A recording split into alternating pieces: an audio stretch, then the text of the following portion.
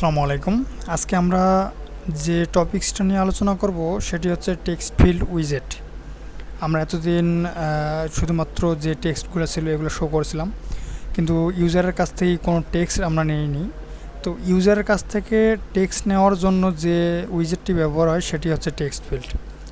যেমন এখানে হচ্ছে ইউজার নেম নেওয়ার জন্য ইউজার নেম টেক্সটফিল্ডে ব্যবহার হয়েছে, আর ইউজারের কাছ থেকে পাসওয়ার্ড নেওয়ার জন্য টেক্সটফিল্ডে ব্যবহার হয়েছে।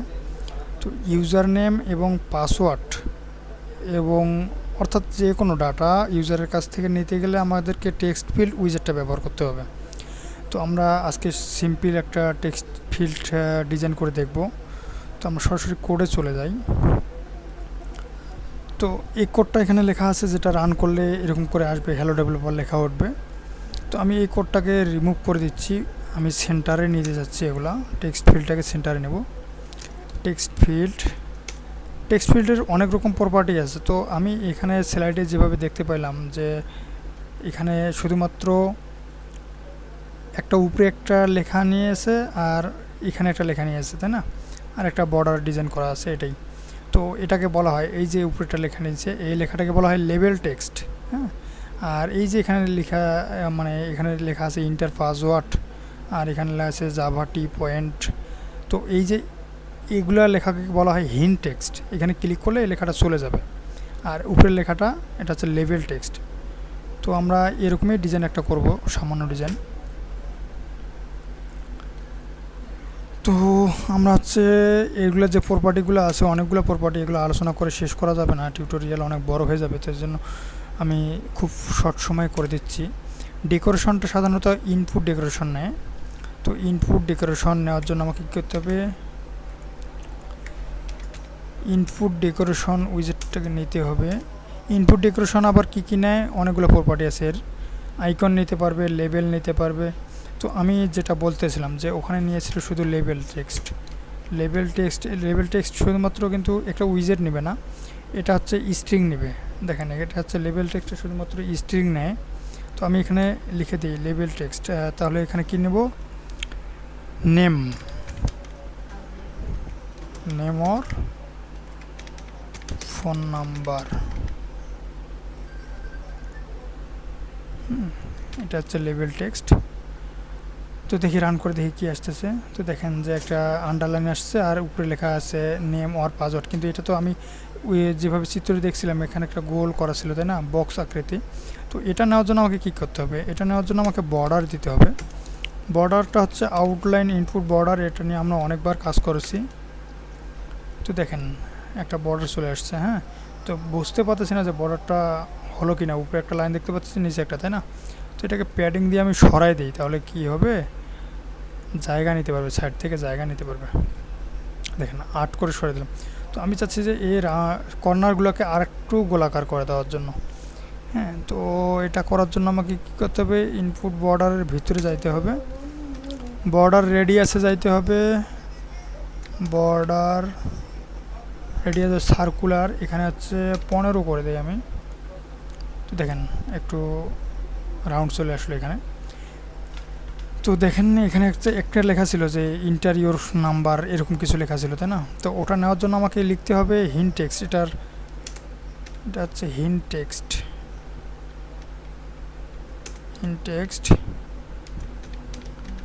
ইন্টার নেম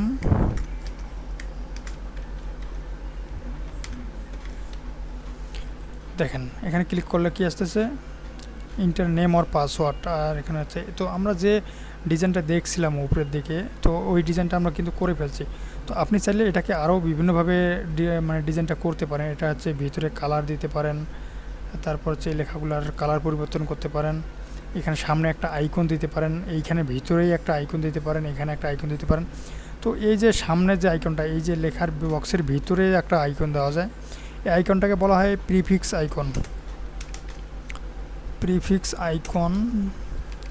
আইকন নেওয়ার সিস্টেম তো আপনাদেরকে আমি গত টিউটোরিয়ালগুলোতে দেখাইছিলাম।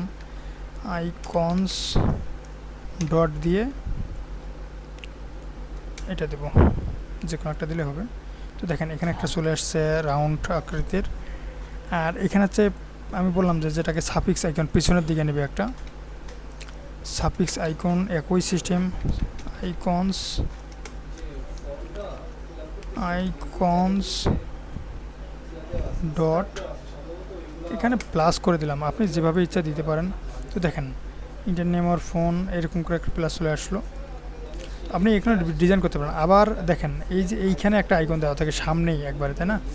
তো ওই সামনের যে আইকনটা দেওয়া থাকে এটাকে বলা হয় আইকন। আইকন নিতে হবে, আইকন একই তো সিস্টেমেই নিতে হবে, আইকন সবগুলো একই। আপনি ওখানে যে কোনো ইচ্ছে দিতে পারেন, যে কোনো উইজেট ব্যবহার করতে পারেন। আইকনস ডট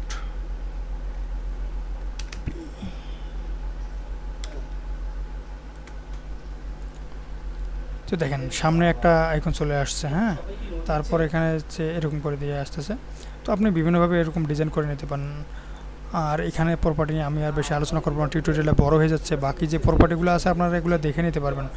যেমন হচ্ছে আইকনের কালার দিতে পারবেন আপনি, লেবেল টেক্সট নিতে পারবেন, আমি নিয়েছি এটা লেবেল টেক্সট স্টাইল করতে পারবেন লেবেল টেক্সটের।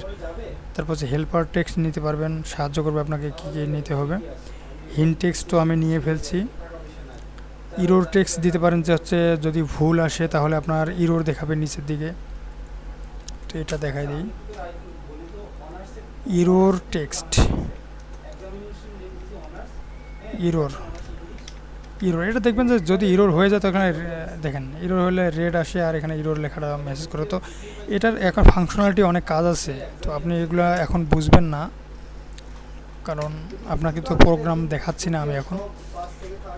আর এখানে হচ্ছে টেক্সট ফিল্ড যেটা আছে, টেক্সট ফিল্ডের ভিতরে অনেকগুলো প্রপার্টি দেওয়া আছে। এখানে কন্ট্রোলারের সাহায্যে আপনি যে এখানে যে ইনপুটগুলো দিচ্ছেন এই ইনপুটগুলোকে আপনি নিতে পারবেন, ধরে রাখতে পারবেন এটা কন্ট্রোলারের সাহায্যে।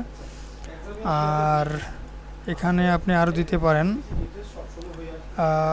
কিবোর্ড টাইপ দিতে পারেন। কিবোর্ড টাইপ হচ্ছে আপনার নাম্বার দেওয়া যায়, তারপর হচ্ছে টেক্সট দেওয়া যায়, আর আচ্ছা ডেট টাইম এরকম করে দিতে পারেন। অর্থাৎ আপনি যখন ফোনে রান করবেন এটা এখানে বোঝা যাবে না, ফোনে যখন রান করবেন তখন আপনি বুঝতে পারবেন। যখন এই যে এইগুলোতে ক্লিক করবেন তো এখানে আপনার যদি নাম্বার টাইপ দিয়ে দেন তো ওখানে নাম্বার ক্লিক করবে, শুধুমাত্র 1 2 3 4 যে নাম্বার যেগুলো আছে নাম্বারগুলো শুধু প্রিন্ট করবে এরকম।